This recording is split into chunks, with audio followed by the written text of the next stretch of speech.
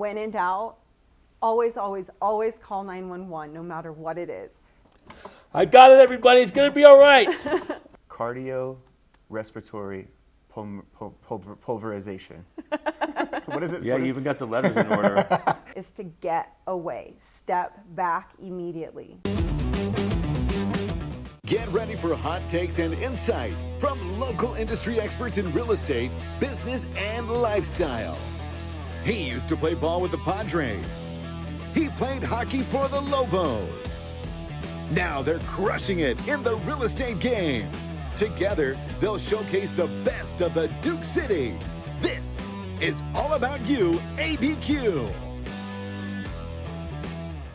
That's right, it is all about YouABQ. Now, the goal of the show is to highlight the best of our city's industry experts in real estate, culture, and lifestyle, so let you walk away with some value and feeling inspired. Now, the way we like to do that is to answer the questions you may have or interview the guests you want to see. So we invite you to join the conversation. You can reach out on our social media tag up here, or join our email list to get some timely tips about our community and real estate market. Hey, I'm Skip Adams, owner of Sold by Skip Real Estate Brokerage in Albuquerque. Grant Harvey, home loan expert. Probably recognize Grant and his giant pythons as the head coach of University of New Mexico men's Lobo hockey team. Now he's absolutely crushing it in the mortgage space. You've seen Skip on HGTV's House Hunters, and he's part of the top 2% producing real estate agents in the city. Here's why you're going to want to stay tuned. We're joined in studio by Laurie Starr of Starr CPR. Just rolls right off the tongue. She's a volunteer firefighter, an Albuquerque native, who's going to drop some knowledge on us on how we can react in an emergency situation and what we can do before help arrives. A Cibola Cougar, like myself, like to recruit, they come on the show. We have some West Siders. Yeah, the show's really going downhill. We got West Siders on now. All the La Cueva people moved off because they have a much better life. Yeah, it is so rich. Yeah, so it'll be a great episode. We're wrapping up season 7. We're on episode 99. Old Gretzky, the Gretzky episode. Oh, this will be the great one then, this episode. Yeah. What's new with you, man? What's the latest? Well, I just did a little gardening. Of course, I will only update you every 3 weeks because if you've ever watched a garden, it just grows bigger and nothing happens until one big harvest and everything needs to be collected in 3 weeks. But I did go to Revel. There was a 311 concert, which is very indicative of my age, and the people going there was indicative of the fans. It was over by 9. So, I mean, that's me singing backup. You know what I notice is a lot of times, not this particular song, but have you ever been around somebody and realize you don't know the words sometimes, and it's only evident when you're singing, you go, oh, I don't know, I kind of mumble this part. You're watching me. Yeah, so Revel held it was going to be at Santa Ana, but they didn't sell enough tickets because that's what happens when you get older.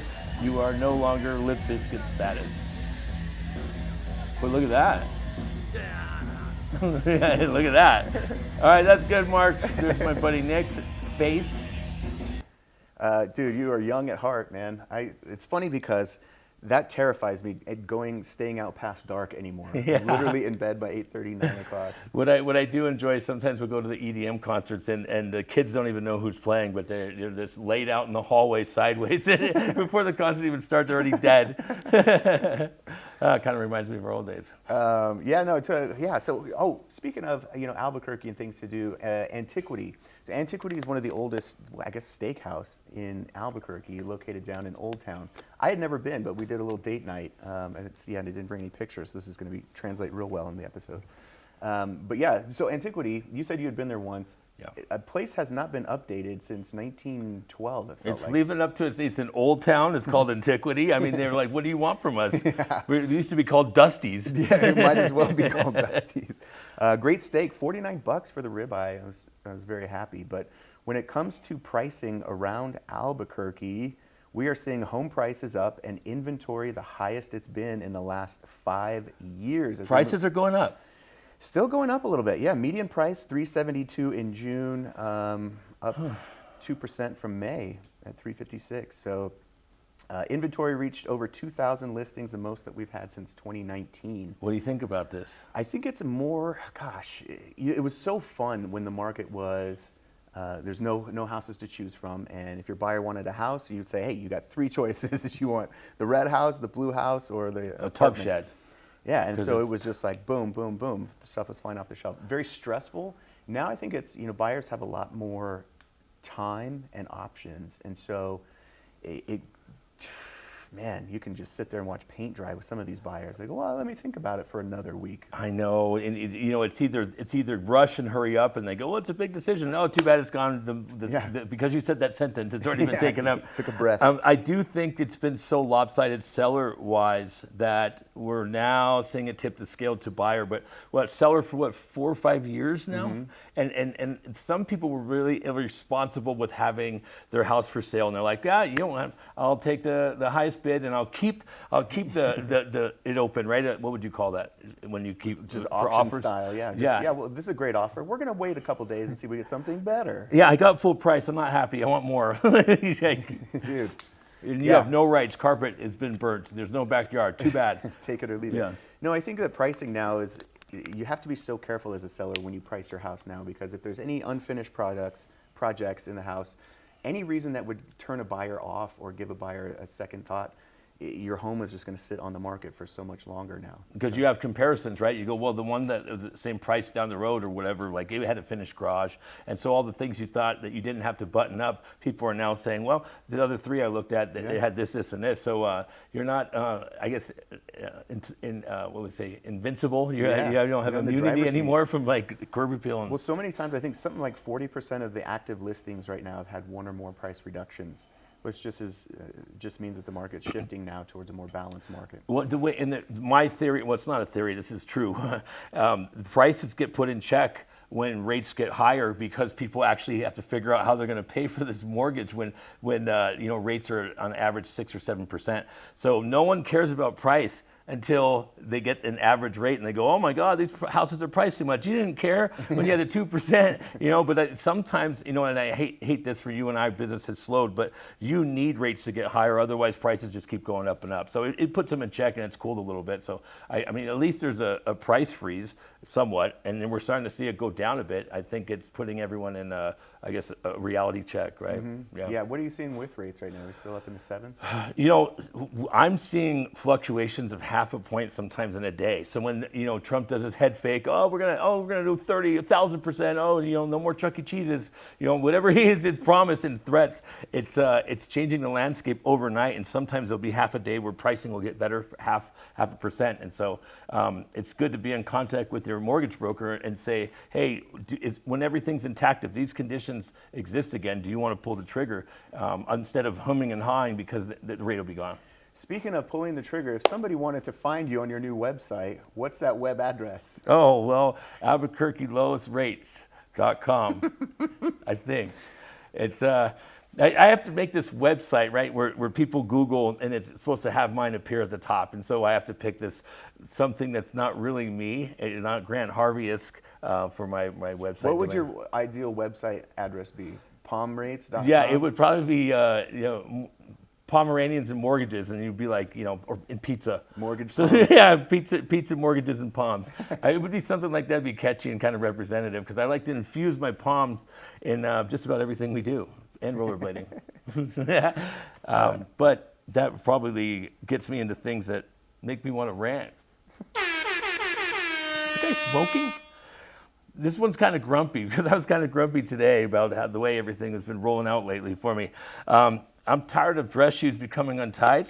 I'm tired of diet fads. I'm tired of people saying hangry. I'm tired of cash being illegal. Have you seen that before? We go, we don't take cash. I go, well, what's the purest form of paying besides, chipping off gold slivers off a block? I'm tired of people thinking the Colorado green chili feud's happening. Colorado does not care about green chili. I don't know who thinks they do.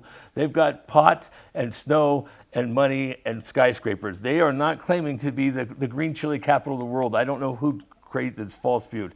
I'm tired of the IRS sending me a bill for like $672, not telling me why. Pay up in 30 days. What was it? Too bad. Shut up. Pay your bills. Okay. I'm tired of people telling about someone else's life that I'll never meet and never will meet. It doesn't matter about the plumbers, brothers, uncles, dentists. Guys lying about their height and telling me, even the doctor said, the doctor's in charge of diagnostic and making sure you have a fit bill of health. He's not in charge of height. If you want to have it official, go to Home Depot. Okay. Tired of when you meet someone, they're saying that that they're going to hurt you if you damage my friend or my daughter or whatever. I get tired of that. Oh, I may be little, but I have a gun, stuff like that. I don't like that. I'm tired of people telling me what isn't rocket science. I'm tired of people telling me it could be worse. When they tell me good news, I want to be like, it could be better. It could have won the Powerball. I'm tired of kids going ooh-ah, ooh-ah during songs at concerts. If the artist wanted it, ooh-ah, ooh-ah, they would have put it in there. I'm tired of people telling me not to reinvent the wheel when I'm not trying to reinvent the wheel. And I'm tired of politics being a part of people's identity. Put your hats away. It's not even a good quote. That's it. It's going off.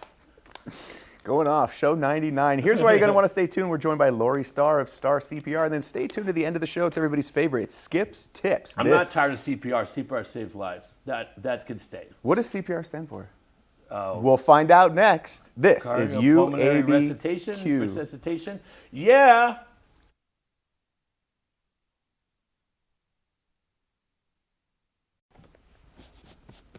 Hey, welcome back to YouABQ. I'm Skip Adams, owner of Sold by Skip Real Estate Brokerage here in Albuquerque. Hi, I'm babysitter Grant Harvey, and home loan expert and foster parent. Yeah, plastic parent today.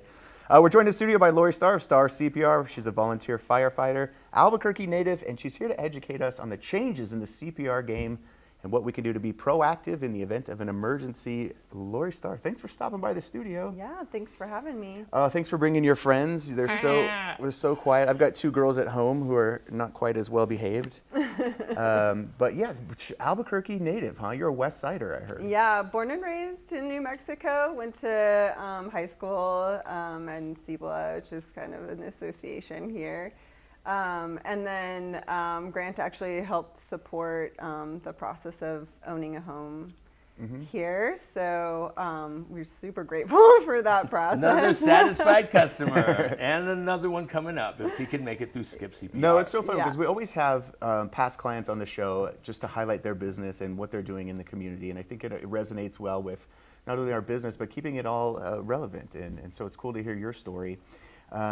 So I know you had a chance to move away. You've spent some time in California.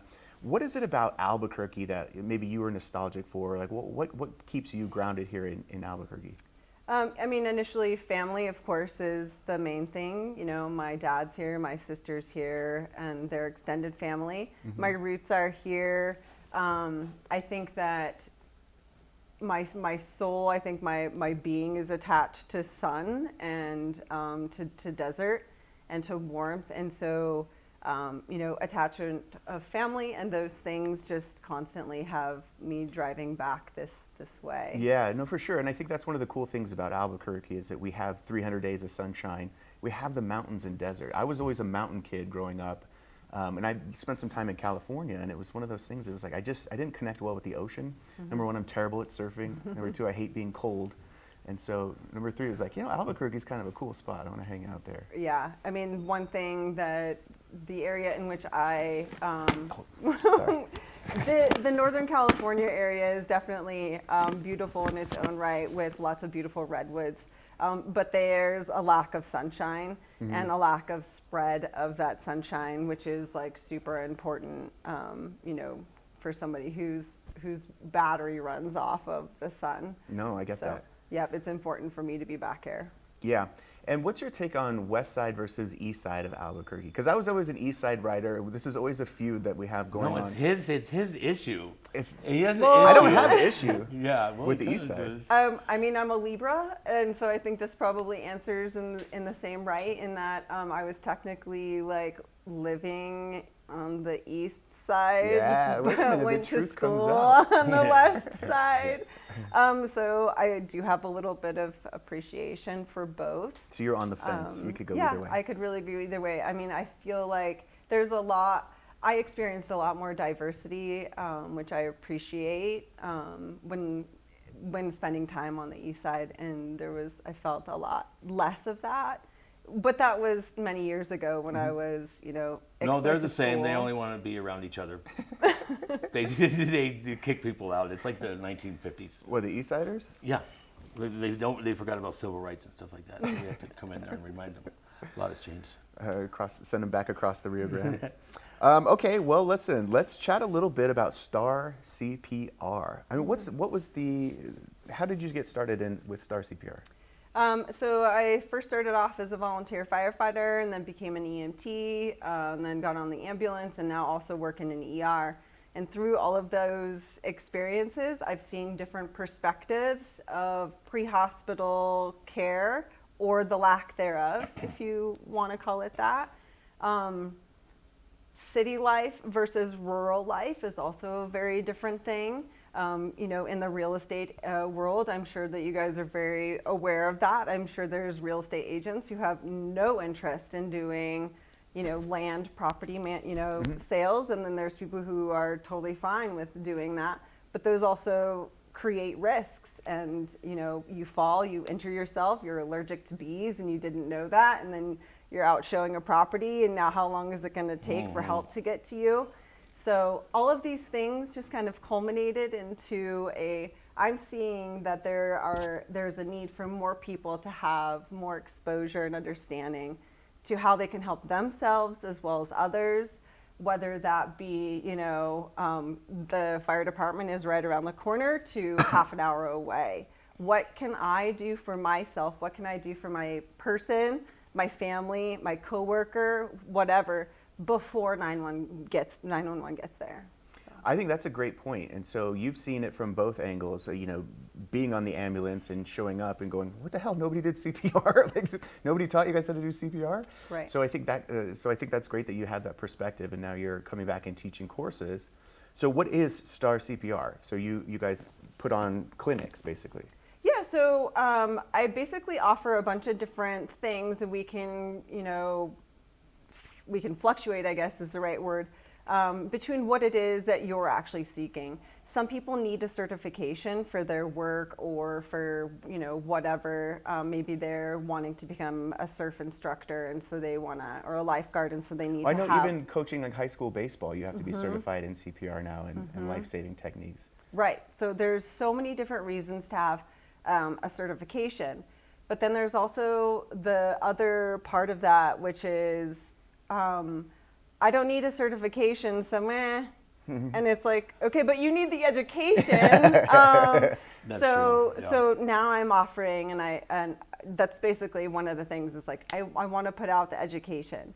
That's the most important thing. If people want a certification, great, we offer that, but I also offer the ability for people to come and take the same class without getting the certification, right, so they can feel not court-ordered certification. Yeah. Exactly, because I don't want somebody to say, I'm not going to take it because I don't need it. Yeah, and yeah, it's like, need it well, on really, let's everyone reevaluate needs to, what yeah. need means. Yeah. Right. And it depends on how community-minded you are, right? If you have this, it's not my problem. And you see a lot of people actually who want to help in emergencies and then don't know how. So you have the willingness, but not the ability, right? And so, me being a Boy Scout, I always felt compelled to get in there because I could. And sometimes you see people paralyzed going, what do I do? And they're panicking. Right. And maybe rightfully so. But it is a very powerless situation to go look at something and go, I can't do anything about it. Right. Well, also, and I'm sure you guys have read that so many lawsuits pop up from people doing CPR the wrong way or breaking rib cages. Well, Good Samaritan laws protect you, so that I think that might be some professionals that may still do it because they have a heart, but there might be some reluctance being like, I'm not going to be subject to a lawsuit. Like if this goes awry, their perception is I didn't do the right thing, and whether that's qualified or not, now they put themselves at risk. So. Right. Well, I mean, it's I think. Yes, every location has their own protocols that they are supposed to go by. So that can be, different parts of the city. That could be different parts of the state, different parts of the country. So they can vary. But it also does come down to someone's, their heart. You don't become a first responder, well, some people probably become a first responder for some ego reasons. But ultimately, you're doing some serious work, and that serious work comes with some sort of compassion and so you are a human being, and you're realizing this as a human being. What are you going to do in that interaction? Right. That takes. That is signing up for stress, and that's very commendable of you to know that my job is these situations that can be life and death and resuscitation and such. And it's not like, hey, I come across someone at the grocery store and they fell down. And you're like, that's your job. You wake up and go, I am going to help people, and they're going to be in these situations day after day. What is your stress like? How do you mitigate that? How do you keep it to where, you're not just a frazzled, anxious, neurotic person? I don't see people. I go to work and then I go home. Yeah, you just spin out and then claw your furniture like a cat so no one can see. Okay, yeah. Yeah, and then I hang out with my cats too, for sure. They can relate. Okay, here's my day, and they're like, yeah, let's go tear some yarn. That'd be kind of funny if you had some yarn in your car and you're just like. Maybe I should. Yeah. Maybe that's you the teach new a class thing on hanging. that, Grant. Yeah. So I know CPR has evolved over the years, right? It used to just be, what was it? You just run up and just drop an elbow on their sternum, kick them in the ribs a few times. Yeah, to like get you their did heart with the started. baby. Yes, just like that. Just punching the baby in the back. So talk about, because the last time I actually took a CPR class, it was, you were supposed to get in there, breathe into the mouth. And I know that things have changed and studies have shown that maybe there's a different, better way to do it. Talk about how you've seen the CPR change over the last few years. Yep. So the new national standard, as we're calling it, is to do compression-only CPR. It's been a standard for a while. The one thing I try to attach people to is the show Grey's Anatomy. There was a scene where one of them is on the roof with somebody and it's locked and nobody's coming, and that's all she's doing. Just pumping? For the whole scene, back and forth is just pumping. And that's what we do now, is all we do is compressions. It's compression only. Oxygen really is important, but it's secondary at this point. So what are we Yep. seeing in this video? So when you're pumping the heart. Yep. So basically when the heart stops, then there's nothing moving. And so your job is to pump for the heart. So every time you stop you doing the compressions, you stop that cycle of blood moving around. The blood that's in there is oxygenated, and that's what you need moving around. It's good to get the air in, but you need the oxygen that's there moving around so that it can feed the brain and continue to work on continuing. How much is oxygenated? How long does that last till? I mean, are you saying like it's happening even when you're pumping? Yeah, so when you take a breath in, the breath that you've taken is now going into your lungs and is now going into your bloodstream and is going to be cycling around into your system. How long does that last for? That's a good question. I don't know the answer to that. But what I will say is that when we do CPR compressions, we are, as first responders, obligated to 20 minutes. Right? Wow, okay. So at 20 minutes, we're allowed to make a decision as to what we want to do at that point, but we are allowed to stop at that point. So maybe that kind of answers that. What was the thought behind breathing into the mouth? Getting more of that oxygen in to continue doing the cycle of getting more oxygen into the system. And what they've learned over time is that that's not necessarily necessary in the immediate sense. Okay. First responders, they have the tools that can open up someone's airway if it isn't open, or to maintain someone's airway so they can get more oxygen coming. Because yes, we do need oxygen into the body. We need fresh oxygen to continue going. But that's for the first responders. They have all the tools and all the oxygen and all the things to help this patient. Once you're bridging the gap essentially, right? And that's the most essential thing you can do, and you're getting them to where a professional takes over. Yep. Okay, that makes sense. So the most important thing to just acknowledge to start off with is that they say that within the first 8 minutes of somebody going into cardiac arrest, if you can't get CPR started within the 8 minutes, your chances of getting somebody back drop. Drastically. The damage has been done. The damage has pretty much been done. Okay, so run me through it. So CPR is cardio-respiratory pulverization. What is it? Yeah, you even got the letters in order. What is CRP? Yeah, you know me. Okay, give me so what does CPR stand for? Yeah, so cardiac resuscitation, cardiac pulmonary resuscitation. So cardiac is heart, pulmonary is lungs, and resuscitation is keeping it going. His teeth. Yep, is bringing them back to life. What we call it now is CAMS, which stands for cardiac arrest management, and that is what is CPR only, Jesus. compressions only Okay. CPR. So CPR is out. So CPR is in. For you. Breathing is the way out. between that The baby. breathing is Okay. out for adults only. Okay.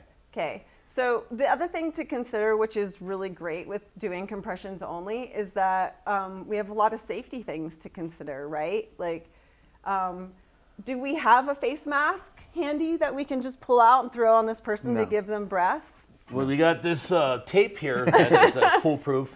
No wonder he's dying. He's got a sock over his mouth. Yeah, so do we have a face mask? Probably not. If we do, great. Are we going to use it? How accessible? That sort of thing.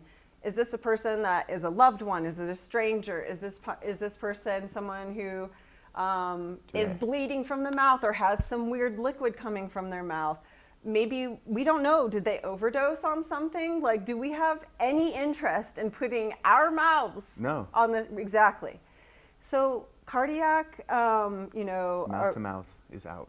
mouth to mouth is out, yeah. So if you do compressions only, it takes care of all of those things, and it also stops that that every time you're stopping to give those breaths, you have to restart doing everything, yeah. and so you're stopping that, and you're just continuing to do. So compressions. let's run through it. Okay. So we have two special guests here, the baby and Justin Bieber. the baby and Bieber. Yep. So walk me through it. Let's start with the baby because I've got 2 kids at home. Okay. And originally they teach you to shake as hard as you can. But I Put know- him in a headlock. It gets the air back out and then back in. Right. So walk me through it. If I come upon a child who's, they have a heart attack? Is that what we're doing here? Often what happens with a baby is they end up choking on something, and then you can't get whatever they're choking on out, and then they go They into code. cardiac arrest. But for a baby, cardiac arrest isn't pulseless. A baby has a higher pulse rate than we do. Right. And so if you're feeling a pulse that feels like your normal pulse, like a 60, Then it's slow for them. that is way too slow, and that's when we do compressions. Wow. So, So- still, even with the, okay. So they have a pulse, but they're not breathing? They're not breathing, and Okay. but it's low. It's a low pulse. Sure. That's a thing. Okay. Because So check the pulse, number 1. yep, you're checking the pulse. Do you know where to check a pulse? On a baby? Yes. Toes. I don't like what you're doing with your finger. Feet, hands. You want to check on God the dang brachial it. area? Don't Right- give up on me. Yep, right up in the So in the inner you go arm. bicep. Yep, but the one thing you want to do is Fingers, Yep, 'cause I check have with a your pulse. fingers. You have a pulse in your thumb, so do not ever check Okay. with. I got a small pulse here. Yep. Okay. So what you're going to do is you're going to immediately go into compressions. You are going to do 30 to 2 with baby, What does that mean? So the 30 is compressions. 2 breaths. 2 breaths. So I do breathe in the baby. For babies. God dang it. Not It's gotta be for your adults. baby. Is Otherwise anyone you get in writing big this trouble. down? Okay. So, and then sternum, 4 fingers down. Yep. Or you can just basically you find the nipple on whomever, wherever, and you basically just draw the line, Right along the stars. and you go right into the middle, Yeah. and then that's where And then you're going to put. fingertips or palm? You're going to use your fingertips. Okay. The bigger the baby, the bigger the child, the more pressure. Grants a lot of pressure. Yep. You better not look for my nipples. I don't just let me die. So yeah, you're going to start with doing Okay.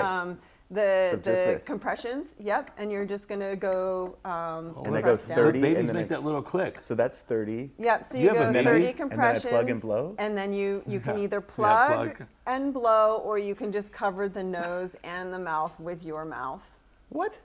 and I'm then not doing breathe that, in. but okay. And then then it's 2 breaths. Yep. And your breaths for babies, because babies have tiny lungs in comparison to ours, right? So when we give a breath to someone like this, we give a normal breath. But for a baby, we do puffs. Okay. Okay. 2 puffs. 30, 29, 28. that speed?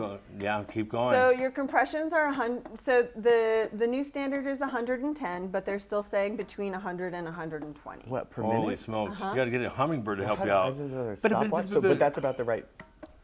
You probably want to go a little faster. Do you want to save it or not? Okay, I Yeah. guess you So don't. 27, 28, 29, 30. Then you stop. You give your 1, breath. 2. 1, 2, 3, 4. Yep. And you do that over and over and over Until again. help arrives. Until help arrives. So let's say, I'm sorry to cut you off. So, okay, so real quick, let's touch on the Heimlich maneuver. No, it's not. We don't call it that anymore. We call it the JPEG. So, It's called the J thrust now. so but if I'm going to J thrust my daughter, so you actually don't TV. J thrust a baby. so we do back slaps. Yep, you're going to do back slaps. What's but- was that what we call them? Back slaps? Yep, but what's the most important thing you need to do? The neck. You got to palm them. Yep, because what happens if you end up Do you even think shaken about baby that? syndrome? Yes. No, they. That's how. Okay. That's how. Yeah. So you palm them, and then do you want them Yep. downwards You so want it them comes down, out? yeah, so hope you're using gravity And you then go you're over a going to knee. use, yep, And so if she's choking on Cheez-Its, it's use the, Palm, and, and yep, then you wanna go- nice, strong, yep, 5 back slaps. 4, 5. Then you're going to hold on to baby's head and then rotate them onto here, yep, and then you're going to give 5 compressions, 4, 5, and then you grab And a this is hold why of, she's still choking. uh-huh, And she's squirming and kicking and choking. yeah. And I'm going to try and keep her this way. Yeah, And so and you're even if gonna they're choking, rotate. we're going to keep doing this. Yeah, well, if there's an airway, if she's like It's an coughing, airway. then we aren't doing this. We're gonna support the airway because just with everybody else, our body is trying to do its own Correct, work yeah. to get it out. Once there is no airway, that's when you can actually start intervening, right? Because there's no air going in Oh, or yeah, out. yeah, right, that's so now choking. you can support. You can be the 5. So grab a hold of baby's head, flip them over. So you're trying to 5 accomplish like compressions. remedying the choking and doing something in the meantime, right? Because if you were just predicated on choking, there's some damage being done with without the So blood again, flow. So the compressions for the baby, this is what they have determined is the best route of working on getting obstructed object out. So even Okay. even if she's awake, she's choking on the Cheez-It, she's awake, I'm still chest pressing. Wow, okay. That's good to know. Once baby goes unconscious, might be a great time to check in on that pulse because unconscious probably means baby is no longer Pulse has is here. open airway. Then you need to check on the pulse. If the pulse is at 60 or below, then you're going to go into your 30 to 2 compressions. And then you just give up on back pats. You're just going straight chest. You're going straight to compressions, and this is 'Cause all I you're can't doing. get the Cheez-Its out until Exactly. help Your arrives. dad spends too much time on social media. I'm so sorry. Yep. Okay, I feel like that's a Yep. winner. Let's talk a little bit about the older Tape brother mouth. here. Talk about Miles. Yeah, Mr. Bieber is nicknamed him. Yeah, so you're actually going to just go Grant, back this to is you, what buddy. we said is compressions only. Okay. Yeah. Put your J. So what you're going to do is you're going to find where those nipples are. So with each finger or each hand, yep, find Yeah. the nipples, draw to the middle, and then you're Okay. going to put the end of your palm right in Yeah. that area. Okay. And then you're going to get yourself right over top. You want like 90 degrees is the ideal. I'm And really we- strong though, so I don't have to resort to. I'm just kidding. Okay, And then we okay. also want to have straight, basically like locked arms. The goal is that the energy that you're using goes into the patient, and also you're not wasting your energy. That click means you're going deep enough. Is that a good pace? About 2 inches down is what you're going to be doing. Jeez. Yep. And then you can try and go a little bit faster. I got it, everybody. It's gonna be all right. So these Who put this tape over his mouth? These mannequins also show you if you're going too deep or too slow, too fast. Right now, those are being hidden by the sweatshirt. But this is the concept. This is all you're doing. Compression only CPR right here. No picture, please. No sternums. Okay. All right. Yep. The other thing to just note is that if you are getting tired, whether that be with your baby or with your Bieber, you are going to ask for help and ask for Yeah, a somebody countdown. take over. hey, I'm tired, can you take over? And then you give a countdown of 10 seconds. I don't care if that's up or down, but that lets the person know how long they have left to take over and to prepare and to get their hands into the position of whatever. That's cool. So, Well, say for instance, we determine that it is a heroin overdose. And we're still pumping, but what can we do to bring them back from an emergency OD? So if a person has already gone into cardiac arrest, we've known that because we've checked their pulse. This is a sure sign with an adult that they are no longer alive. Oof. Checking a pulse. The first thing we do, like after the first most important thing to do ever, if you see a person down, is to make sure that you are safe. Is this scene safe? Why is this person down?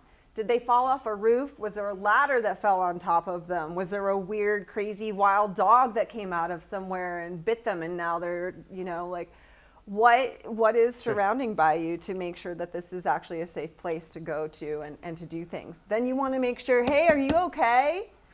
They don't get any response. You can do a little sternal rub. Yeah, that's. Or you can do a little like trap thing right here, squeeze. Little neck pinch. And and if you don't get a response, then what you're going to do next is you're going to get down and you're going to listen and you're going to look, and then you're also going to feel for a pulse. And I feel a pulse, and I barely see any chest rise, but I do see that. To me, that's like, okay, well, the person's alive, but something's not right, right? Okay, so the next thing you can do at this stage is open their eyes. When you open their eyes and you look at their pupils, sure sign that they're overdosing is pinpoint, non-reactive. To the new light that you gave him. Yep. And then other signs you can look for is maybe blue in the fingers or in the lips, but also respiratory. So what are we looking at here then? So Narcan. Yeah. Narcan is basically essential. I feel like everybody should have it. It should be in your car and your wherever, your workplace, whatever. Narcan, its job is what it does is it chemically stops fentanyl or opioids from doing their chemical reaction in the body. I heard it takes quite a few pumps for fentanyl over than that. So, and this is a nasal spray? So it's a nasal spray, and the way that Narcan works is fentanyl, what it does, opioids, what it does is it comes into the system and it tells your body, it tells it stop breathing.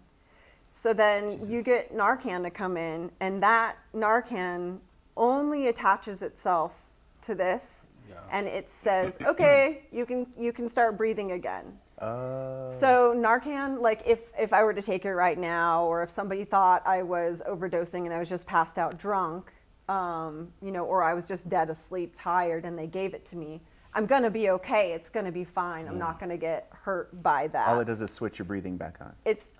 So for somebody who's having an overdose, if you give them the nasal spray, the idea, the hope, the plan is that one dose that you give them, it allows them the ability to stay alive. Okay, that's a good procedure to rule out something, right? Yeah. Yep, absolutely. You better not be faking. Everyone's worried sick about you. Get a job. You did mention more than one of those. There is a crisis. I think we're all very aware of that, and that's one of the reasons why I started this business. Is I think people are very aware of opioids, and they're very aware of Narcan, but they're not aware of how to look for, what to look for. Yeah. The pinhole pupils. The pinhole, yep, the somebody pupils. Taking a dirt nap. Low respiratory rate. Those are sure signs for sure.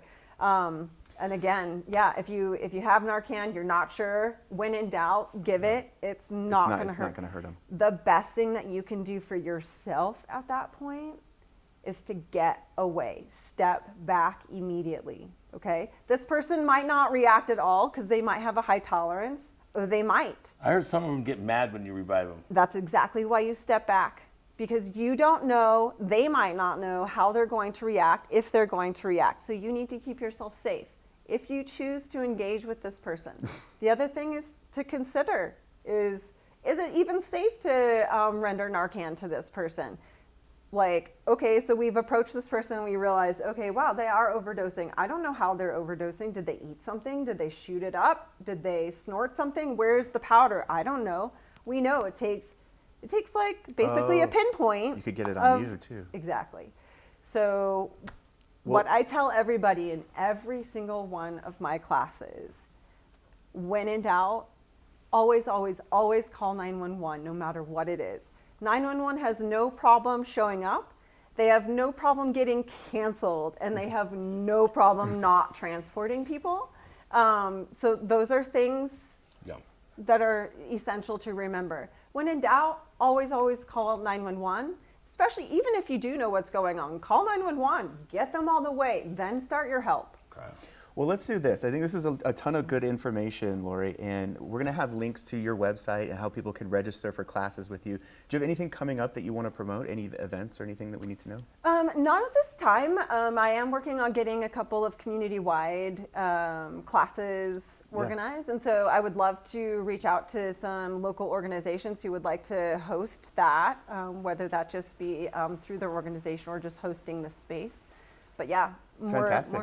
Well, our goal is to put the word out for you, and I think it's a fantastic service that you're doing for everybody. We're going to promote the heck out of it. I learned a lot today, so I really appreciate it. Yeah, they're a very kind person, and I can see why Laurie did this. She's always been very nice. So that's what a great way to employ your soul and your awesome. well-minded. Yeah. Well, Laurie Starr, Star CPR, thank you so much for stopping by the studio today, and we'll have links to all your websites and everything on our website as well. Wonderful. Thank you so much for having me. Of course. Coming up next, here's why you're going to want to stay tuned. It's everybody's favorite Skip's Tips. This is YouABQ.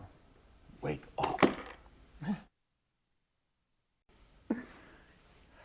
We're back, segment 2 with Star CPR. It was a good refresher course for Skip and I. Skip has learned to tone it down with the babies, and now he's got a couple girls, and they're in great shape.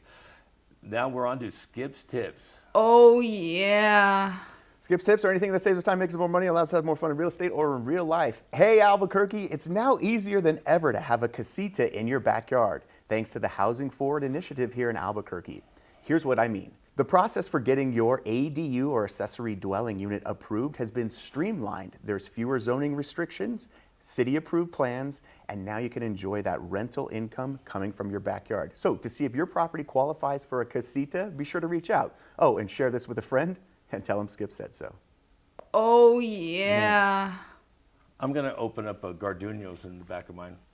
In the back of your she shed? Every Wednesday night, Thursday morning. This is episode 99. We appreciate you guys. About to get wild here on YouABQ, so stay tuned because this is all about YouABQ. Spring break.